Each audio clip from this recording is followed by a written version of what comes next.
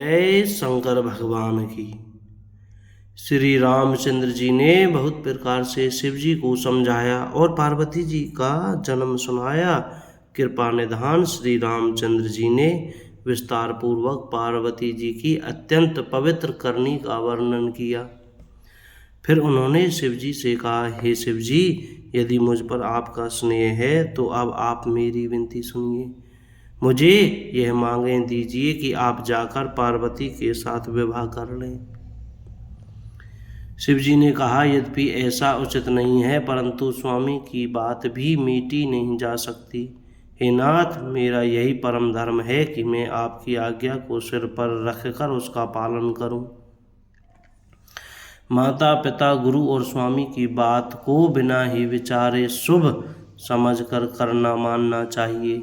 फिर आप तो सब प्रकार से मेरे परम हितकारी हैं। हे नाथ, आपकी आज्ञा मेरे सिर पर है। शिव जी की भक्ति, ज्ञान और धर्म से युक्त वचन रचना सुनकर प्रभु रामचंद्र जी संतुष्ट हो गए। प्रभु ने कहा, हे हर, आपकी प्रतिज्ञा पूरी हो गई। अब हमने जो कहा है उसे हृदय में रखना। इस प्रकार कहकर श्री रामचंद्र जी अंतर्धान हो गए। शिव जी ने उनकी वह मूर्ति अपने हृदय में रख ली। उसी समय सप्तऋषि शिव जी के पास आए। प्रभु महादेव जी ने उनसे अत्यंत सुहावने वचन कहे। आप लोग पार्वती के पास जाकर उनसे प्रेम की परीक्षा लीजिए और हिमाचल को कहकर उन्हें पार्वती को लिवा लाने के लिए भेजिए तथा पार्वती को घर भिजवाइए और उनके संदेह को दूर कीजिए। बोलो जय सिया राम। ऋषियों ने वहां जाकर पार्वती को कैसी देखा, मानो मूर्तिमान तपस्या ही हो।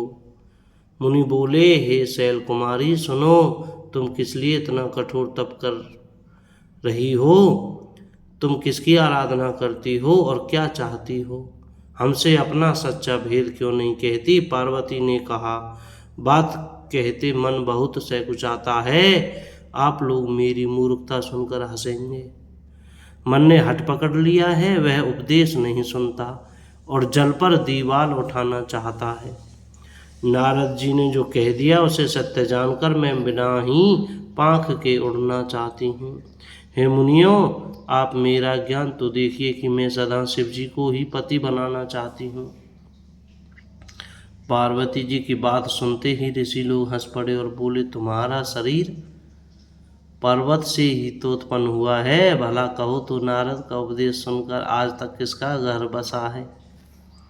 उन्होंने जाकर दक्ष के पुत्रों को उपदेश दिया था, जिससे उन्होंने फिर लौटकर घर का मुंह भी नहीं देखा। चित्रकेतु के घर को नारद ने ही चौपट किया। फिर यही हाल हिरण्यकश्यपु का हुआ।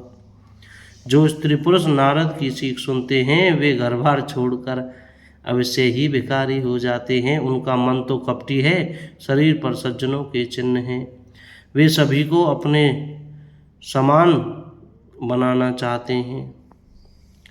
उनके वचनों पर विश्वास मानकर तुम ऐसा पति चाहती हो जो स्वभाव से ही उदासीन, गुणहीन, निर्लज, बुरे वेश वाला, नर कपालों की माला पहनने वाला, कुलहीन, बिना घर बार का, नंगा और शरीर पर सांपों को लपेटे रखने वाला है।